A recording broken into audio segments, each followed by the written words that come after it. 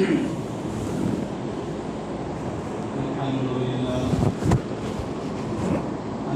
لله وحده والصلاة والسلام على من لا نبي بعده. أما بعد فأعوذ بالله من الشيطان الرجيم. بسم الله الرحمن الرحيم. ورفعنا لك ذكرك. وقال النبي صلى الله عليه وسلم: أنا سيد ولد آدم يوم القيامة، أو كما قال عليه الصلاة والسلام. محترم اور معزز سامعین کرام، اللہ تبارک و تعالی کا لا نہایہ کرم اور احسان ہوا کہ اس نے مجھے اور آپ کو اپنا ایک اہم فریضہ یعنی نماز جمعہ ادا کرنے کی توفیق عطا فرمائی۔ میرے عزیزوں، اللہ تبارک و تعالی نے اس کائنات کے اندر جتنی چیزیں نظر آتی ہیں ہر ایک کو پیدا کی۔ اللہ خالق کل شیء، چاہے انسان ہو، جنات ہو، یا اس کے علاوہ کم و بیش 18,000 مخلوقات کا جو تذکرہ ملتا ہے، ہر ایک کا خالق اللہ تبارک و تعالی ہے، لیکن سب کے درجات بلند، سب کے درجات یکساں اللہ پاک نے نہیں رکھے، فرق مراتب رکھے۔ اللہ تبارک و تعالی نے ہماری رہنمائی کے لیے، ہماری ہدایت کے لیے کم و بیش 1,24,000 انبیاء علیہم السلام کو مبعوث کیا۔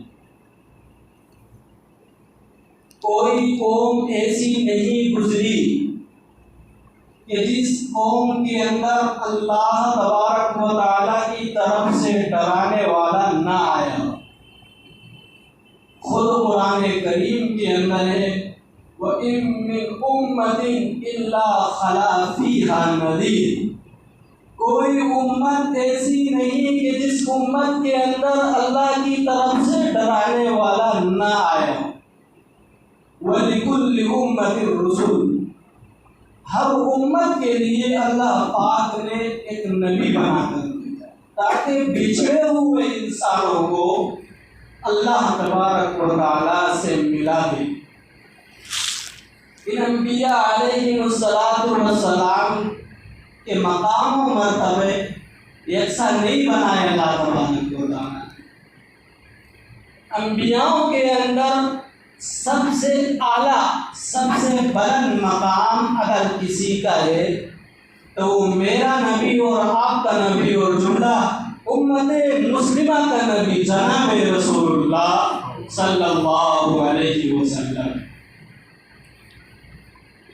سب نبیوں کا سردار، تمام بنی انسانیت کا سردار کون ہے؟ جناب رسول اللہ صلی اللہ علیہ وسلم۔ خود اللہ کے نبی صلی اللہ علیہ وسلم فرماتے ہیں انا سید ولد آدم یوم القیامہ، کہ میں حضرت آدم علیہ السلام کی تمام اولاد کا سردار ہوں۔ ولا فخر، نبی کیا فرما رہے ہیں؟ میں یہ فخر کے طور پر نہیں کہہ رہا ہوں، بلکہ اللہ کا حکم ہے کہ میں اللہ کی نعمت کا اظہار کروں اور اس نعمت کے اوپر شکریہ ادا کروں، اس معنی کر کے میں کہہ رہا ہوں کہ میں بنی آدم کا سردار ہوں۔ اور آگے اللہ کے رسول صلی اللہ علیہ وسلم فرماتے ہیں وَبِيَدِي لِوَاءُ الْحَمْدِ، جب قیامت کا دن ہوگا تمام بنی آدم جمع ہوں گے تو حمد کا جھنڈا میرے ہاتھ میں ہوگا. ولا فخر، یہ میں بطور فخر کے نہیں کہہ رہا ہوں، اللہ کا حکم ہے، تحدیث کی نعمہ کے طور پر کہہ رہا ہوں. وما من نبي يومئذ آدم فمن سواه إلا تحت لواء. چاہے آدم ہو، آدم علیہ السلام کے علاوہ جملہ نبی ہو، جملہ نبی کل قیامت کے دن میرے جھنڈے کے نیچے ہوں گے. اور وَأَنَا أَوَّلُ مَن يَنشَقُّ عَنْهُ الْأَرْضُ، میں سب سے پہلا وہ انسان ہوگا کہ جب قیامت قائم ہوگی، جب ہر ایک انسان اپنی قبر سے نکلے گا تو سب سے پہلے اللہ تبارک و تعالیٰ میری قبر کو شق کرے، میری قبر کو کھاڑے گا اور سب سے پہلا قبر سے میں نکلوں گا، سب سے پہلے میں نکلوں گا. غیر فخر ولا فخر، بطور فخر کی نہیں کہہ رہا. اور جناب رسول اللہ صلی اللہ علیہ وسلم نے ایک روایت کے اندر ارشاد فرمایا، اذا کان یوم القیامہ، جب قیامت کا دن ہوگا، کنت امام النبیین، کہ میں تمام نبیوں کا امام ہوں گا، وخطیبہم، اور ان کی طرف سے خطاب کروں گا. جب قیامت قائم ہوگی ہر انسان نفسی نفسی کے عالم میں ہوگا، کوئی کسی کو نہیں پہچانے گا. یہاں تک کہ وہ یقول نوح نجی اللہ یوم القیامت یا رب نفسی یا رب نفسی، ويقول آدم صفی اللہ یوم القیامت یا رب نفسی یا رب نفسی، ويقول داؤد خلیفۃ اللہ یوم القیامت یا رب نفسی یا رب نفسی، ويقول موسى كليم الله يوم القيامة يا رب نفسي يا رب نفسي، ويقول إبراهيم خليل الله يوم القيامة يا رب نفسي يا رب نفسي، ويقول إسماعيل نبي الله يوم القيامة يا رب نفسي يا رب نفسي، ويقول عيسى روح الله يوم القيامة يا رب نفسي يا رب نفسي. یعنی کہ نبی بھی کہے گا، اے میرے رب مجھے معاف کر دے، مجھے معاف کر دے. اللہ تبارک و تعالیٰ اس دن اتنا جلال میں ہوگا، اتنا قہر و غضب کے اندر ہوگا، کسی نبی کی طاقت نہیں ہوگی کہ اللہ کے سامنے خطاب کر لے. لیکن وہ دن ہوگا، وہ خطیب ہوں، میں تمام نبیوں کی جانب سے خطاب کروں گا. وصاحب شفاعتهم، اور ان نبیوں کے حق میں شفاعت کروں گا، اور میرے تمام امتیوں کے حق میں اللہ سے شفاعت کروں گا، اور اللہ تبارک و تعالیٰ میری شفاعت کو قبول فرمائے. کون کہہ رہا ہے؟ جناب رسول اللہ صلی اللہ علیہ وسلم. یہ میرے نبی فرما رہے ہیں. ام عائشہ صدیقہ رضی اللہ تعالی عنہا سے پوچھا گیا، اے اماں جان، نبی کی سیرت بیان کر دیجیے. اماں جان فرماتی ہیں، قرآن نہیں پڑھتے ہو؟ تو جی پڑھتے ہیں. قرآن کھولیے، قرآن کے ایک ایک صفحے پر، ہر لفظ پر نبی کا جلوہ بکھرا ہوا ہے. قرآن اپنے نبی کا تعارف کر رہا ہے، اور کس چیز سے تعارف کرا رہا ہے؟ الم یجدک یتیما فآویٰ، کیا یتیمن سے تعارف کرا رہا ہے.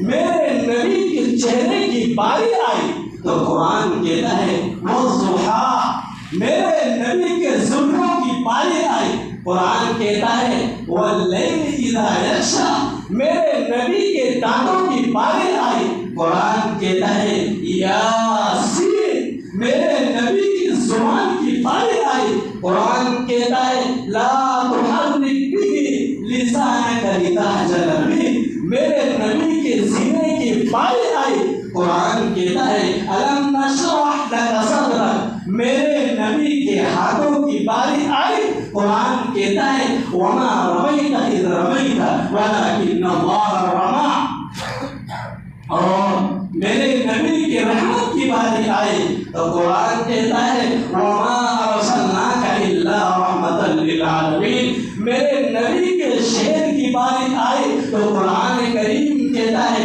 لَا أُقْسِمُ بِهَذَا الْبَلَدِ۔ میرے نبی کے زمانے کی باری آئی تو قرآن کہتا ہے وَالْعَصْرِ۔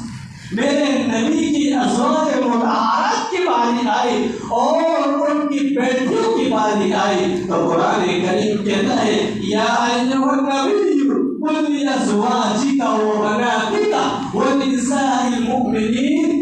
اور میرے نبی کی قیادت کی باری آئی تو قرآن کہتا ہے نذیرا۔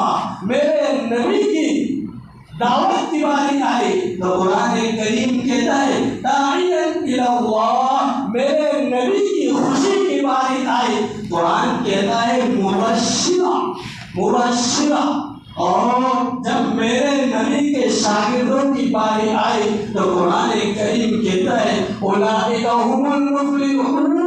جب میرے نبی کے ساتھیوں کی باری آئی تو قرآن کریم کہتا ہے اولئک ھم المفلحون اولئک ھم المؤمنون۔ اور جب میرے صحابہ کی باری آئی، جب نبی کے صحابہ کی باری آئی تو قرآن کریم کہتا ہے اولئک الذین امتحن اللہ قلوبہم للتقوی لہم مغفرۃ واجر عظیم۔